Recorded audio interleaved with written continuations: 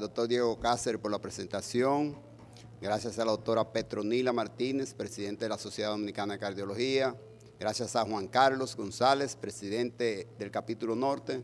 Al doctor Warden, a todos los de la directiva local o nacional. Pero gracias sobre todo al auditorio, que es lo que le da importancia al evento. Y felicidades al doctor Cordero, un hombre amable, tranquilo, cooperador y todo un caballero. A nosotros nos toca hablar de la falla cardíaca con fracción de pulsión normal. La próxima, por favor. La función diastólica es cómo el corazón recibe la sangre sin aumentar la presión al final de diástole. De manera que hay varias definiciones. Obviamente eso puede estar dado para el ventrículo izquierdo o para el ventrículo derecho. En el caso del ventrículo izquierdo, que la presión al final de diástole no exceda a 12 milímetros de mercurio. Hablando de eso, pienso que estamos hablando inmediatamente, el doctor Nelson Báez estará contento pensando en el doctor Esquivel Ávila y por supuesto en todos los individuos que hablaron mucho de la fonomecanocardiografía y de la fisiopatología de este problema. Seguimos. De manera que podemos estar definiéndola esto puede ser obviamente en reposo o en actividad. En ninguna de las dos maneras debe de aumentar la presión al final de diástole. Perdón. Aquí tenemos otras definiciones, al fin y al cabo se trata de lo mismo. Una más completa que otra, pero que no haya alteraciones. Entonces vamos a ver las actividades que sí pueden comprometer este evento. Esta diapositiva nos las prestó nuestro amigo salvadoreño y por eso la he tomado. El eje principal va a estar dado por, fíjense bien, la hipertensión, el envejecimiento, la aterosclerosis. Pero aquí hay un gran evento, la cardiopatía isquémica. Tanto que si se excluye la cardiopatía isquémica como datos de trastorno de función diastólica, pues el pronóstico mejora muchísimo, de manera que la cardiopatía isquémica es el evento importante. Estos problemas nos van a traer a todo, a la hipertrofia, a la disfunción del endotelio, la fibrosis, la isquemia, la rigidez, la disfunción y por tanto la insuficiencia cardíaca. De manera que ahí vienen las discusiones, ¿es disfunción diastólica o es falla diastólica? Ahora mismo se está considerando como una falla diastólica, o sea que no es una simple disfunción diastólica. Ok. Entonces, ¿cómo hacer el diagnóstico? La Sociedad Europea de Cardiología ha establecido lo siguiente. Primero, tenemos que tener signos de falla cardíaca, signos y síntomas. Segundo, tenemos que tener la función sistólica normal o ligeramente normal para traer más controversia, ¿no? Porque lo primero era que la fracción de pulsión estuviera normal. Después dicen, no, si tiene más o menos 40% y hasta incluyen fracción de pulsión baja, de manera que en lo personal no estaría de acuerdo con eso. Tendría que tener sencillamente función sistólica conservada y evidencia de la alteración de la relajación o de la distensibilidad. O sea, tenemos que tener necesariamente esos tres grupos para poder hacer el diagnóstico. Entonces siempre vienen las controversias porque siempre hay trabajos que van agregando cosas como que no proceden. ¿Cuáles son los datos de falla cardíaca? Los que tenemos de Framingham. Ya lo sabemos, la ortonea, la ingurgitación yugular, el crepitante, el tercer ruido, son los datos más importantes, los criterios mayores. Con dos criterios mayores tenemos el diagnóstico, con un criterio mayor y dos menores tenemos el diagnóstico para tener el primer grupo, o sea, que haya síntomas. Lo segundo, ¿qué condiciones se asocian? Un montón. Hasta las que no van, están ahí. Porque si vamos a pensar en estenosis mitral, enfermedad mitral y tricuspidia, como que eso no es propiamente de la función diastólica. Pero ya en otras diapositivas aparecerán lo que sí consideramos propiamente, y esto está obviamente dado por autoridades, por Brannon y cosas. O sea, la literatura que estamos revisando es norteamericana, europea y sobre todo mexicana, y lo poco que podemos ir aprendiendo de cada uno de ellos. Entonces, con ese problema, estos señores Bazan y Levy tratan de establecer lo siguiente: que tú tengas el diagnóstico de fracción de pulsión por lo menos del 50% y que los haya determinado que esos datos en las primeras 72 horas le vas a llamar un diagnóstico definitivo.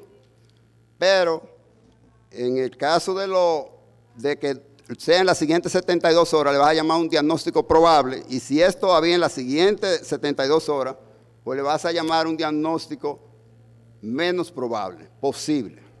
De manera que ellos también están haciendo un esfuerzo por tratar de saber, por fin, cuándo tenemos falla cardíaca con función diastólica conservada. Entonces, aquí tenemos un concepto, distensibilidad. Significa la elasticidad sobre el grado de hipertrofia, el grosor de las paredes. De manera que si tenemos grosor aumentado, ya tenemos un problema de distensibilidad y por lo tanto tenemos una falla diastólica. Entonces, vamos a recordar dos cosas. Broussard, este señor Fernando de la Serna, revisando a Broussard, nos dio una gran documentación. Entonces, Broussard va a ver la función diastólica en dos grupos. La parte activa y la parte pasiva. La parte activa la considera la relajación isovolumétrica y el llenado rápido. O sea, que la relajación es definitivamente consume energía, pero todavía la relajación comienza desde antes del cierre de las válvulas auriculoventriculares. Por lo tanto, es un problema definirlo. Y incluye parte del llenado rápido. Y después lo que es diastasis, llenado presistólico, ya sería una parte pasiva. Entonces, en teoría siempre ha sido así. Solo que para definirlo, Wigner lo ha definido en 4 grupos y por eso Wigner se hace útil, porque es una forma de nosotros auscultatoriamente saber lo que es sístole y diástole incluso. Entonces, como vemos aquí, pues tenemos que de la isosístole, o sea, ya no hay sístole, en el 82%, ahí comienza la relajación isovolumétrica, que hay un trastorno de la relajación porque tiene que haber captación rápida del calcio por la cerca y que tiene que haber además, que esto cuando ya se ha inactivado la fosfolampam, ahí es que se ocurre mejor la relajación. Y además que haya un retroceso elástico, miocárdico, rápido. Entonces, ¿qué da la rigidez? La rigidez la va a dar sobre todo la titina. Entonces, la titina es un filamento que va de las líneas Z hasta los filamentos gruesos. Eso va a traer consigo que si la proteína quinasa A disminuye, hay problema de rigidez. Entonces, ¿dónde ocurre eso? En el paciente hipertenso. Ahí está en el Branwell. De manera que el hipertenso, estamos pensando en un problema sistólico sobre todo, y nos está trastornando la función diastólica próxima. De manera que ese es un dato importante de que no importa si sea en diástole o en sístole, yo lo veo como que es una falla del ventrículo, no importa dónde empezó. Entonces, también están los puntos calientes. Quiere decir que la titina tiene unos puntos especiales preparados para recibir la información genética. O sea, cuando tenemos la falla cardíaca, siempre estamos pensando, primero en la descarga adrenérgica simpática que ocurre en el paciente, segundo en el sistema renina-angiotensina, aldosterona, tercero en el factor pro-BNP y cuarto en la parte de hipertrofia, que ahí están los puntos calientes para recibir esa información y venir Entonces, ¿cuáles tipos de titina tenemos? Tenemos 2 tipos, la N2-BA y la N2B.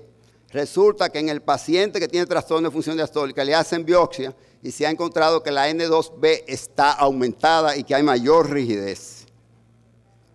Entonces, la distancia, sin embargo, en la miocina no está en la parte gruesa del problema, sino en los puentes y en las cabezas, es que hay mayor resistencia, rigidez.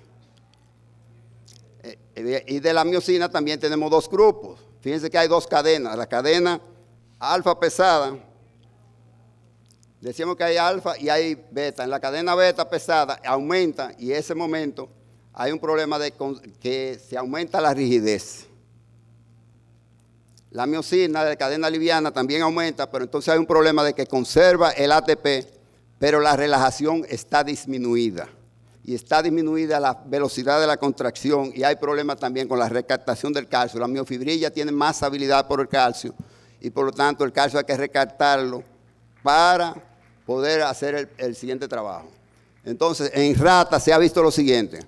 Primero, que los macrófagos aumentan alrededor de los vasos, se aumentan las sustancias adhesivas de los monocitos y se aumenta las sustancias adhesivas y se aumentan los monocitos, se aumenta el factor de crecimiento beta y aumenta el colágeno 1 y 3. O sea que hay un daño estructural. Si vemos esto, entonces ahora vamos a Wigner. Wigner dice, bueno, vamos a dividir esto en relajación isovolumétrica en fase de llenado. ¿Y cuáles son los llenados? El rápido, la diastasis y la llenada presistólica. Entonces aquí tenemos ¿Cuáles son los trastornos que ocurren? Bueno, tenemos que tener que se relaje bien el ventrículo, que se relaje bien la aurícula, que haya una relación buena entre la contracción y la relajación de ventrículo y aurícula, que la aorta no ponga demasiado inconveniente y que realmente las fibras se relajen rápido en el ventrículo. Este es un trabajo interesante porque es la primera vez que se publica esto, o sea, se midió la presión normal intraventricular con un manómetro dentro del ventrículo y se ve que la relajación normal ocurre rápido, no es tardada, ni a un volumen pequeño se aumenta mucho la presión. En la siguiente diapositiva, el doctor Guadalajara lo pone así: un cambio del volumen diastólico final hasta 100, nada más aumenta la presión aquí a 7, pero en un paciente rígido, ese cambio aumentó la presión a 25. Entonces, la diástole está dada por todos esos factores que hemos dicho, los factores que regulan la relajación, la carga, la inactivación del ventrículo, la uniformidad y distribución de las cargas y la inactivación del espacio-tiempo, o sea que en qué tiempo ocurre eso. Entonces, cuando tenemos una deconvolución, este es un trabajo, quiere decir que el ventrículo no se contrae de arriba hacia abajo, sino que se va contorneando. El regreso de ese contorneo que él hizo en la sístole afecta la diástole próxima. Y ahí tenemos el problema, la relajación se retarda y el tiempo de desaceleración de la E también se retarda. Este es un trabajo con resonancia donde se ve que el diabético tiene sencillamente muchísima grasa más en el corazón y muchísima en el hígado. Mire qué diferencia, y eso se asocia a la disfunción diastólica. Aquí está distribuido lo que señalábamos, el llenado rápido, diastasis, llenado presistólico. Entonces, dentro del llenado rápido es que está la gran cantidad de volumen que llega. La diastasis casi no hay volumen y luego viene la patada auricular. Entonces, no podemos olvidarnos de la historia natural de la función diastólica de Appleton. Este problema solo tiene 20 años. En el 86 solo se daba esto como trastorno de relajación isovolumétrica. Entonces, ahora sí sabemos que el tiempo de relajación es un dato importante, el tiempo de desaceleración del llenado rápido es un dato importante, y que el llenado rápido es la gran cantidad en gente jóvenes y es muy poca cantidad en gente mayores. Y entonces hay una historia natural, si es un niño, si es un hombre o si es una gente mayor, muy importante. Y aquí está la relación, el flujo normal que esperamos. Siguiente. Entonces aquí ahora tenemos 4 datos muy importantes y no quería yo meterme nada más en eco porque ahí es que está la gran cantidad de información que es útil y que tenemos a diario. En un paciente con trastorno de relajación vemos cómo el llenado rápido es más pequeño que el llenado presistólico. ¿Cómo está pseudonormal? ¿Cómo vamos a saber que es pseudonormal? Porque le hacemos un Valsalva y entonces pasa esto. O sencillamente el tiempo de relajación está prolongado o cuando buscamos el flujo pulmonar hay algún problema. Entonces, aquí cuando vemos ahora, tenemos el flujo tisular y nos damos cuenta que la EA es así cuando es normal, que es así cuando es anormal, trastorno de relajación, y que ambas velocidades se van disminuyendo cuando tenemos un síndrome restrictivo. Pero cuando buscamos el flujo en las venas pulmonares, la onda sistólica es mayor que la diastólica normalmente, pero cuando tiene trastorno de relajación es muy mayor, y también los E en las demás cuando es restrictivo. La diferencia entre 3 y 4 va a ser que cuando hacemos maniobra, esto se modifica y aquí ya no es modificable. Seguimos. Entonces tenemos también en la eco el strain y el strain rate, la diferencia de la velocidad inicial y la velocidad distal, mientras que cuando es rate dividimos entre la velocidad inicial y entonces vamos a tener el strain rate.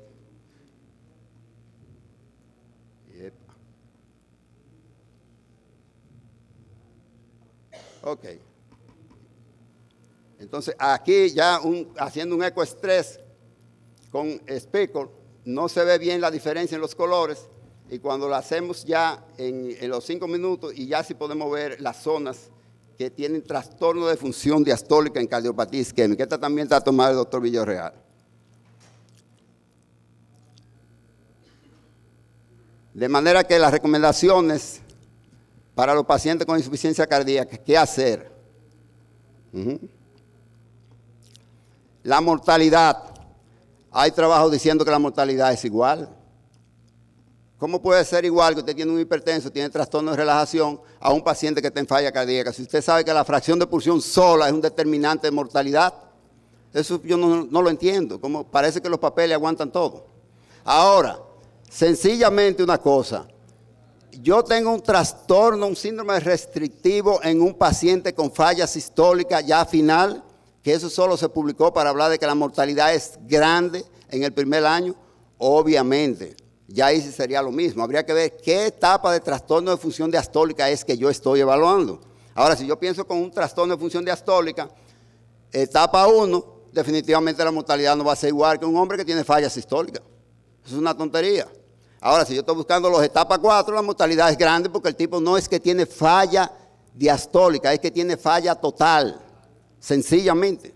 O sea que yo no sé cómo es que hacemos las estadísticas. Entonces, ya vemos, si la mortalidad tiene disfunción diastólica 1.3 en el primer año y el paciente sistólico tiene más. El paciente sistólico a los 8 años sabemos que el 80% se muere y que los otros todavía están vivos. Entonces, a ver, falta algo ahí, por favor. Queda el tratamiento. O sea, el problema es qué dar a estos pacientes. Cuando tratamos de un paciente que llega en edema pulmonar, yo estoy pensando en un paciente que no tiene cardiomegalia, que tiene mucha congestión pulmonar, y a ese paciente que darle. Bueno, si está muy taquicárdico, usted le quita la taquicardia con beta bloqueadora, le va mejor. Los calcioantagonistas, el diltiazem y el verapamil, le va mejor. Si usted está congestivo pulmonar, usted le va a dar diurético. Entonces, si es hipertenso, tiene que controlar la hipertensión. Que haya tratamiento específico, no, pero que haya tratamiento que lo va a mejorar y le va a ir bien, sí.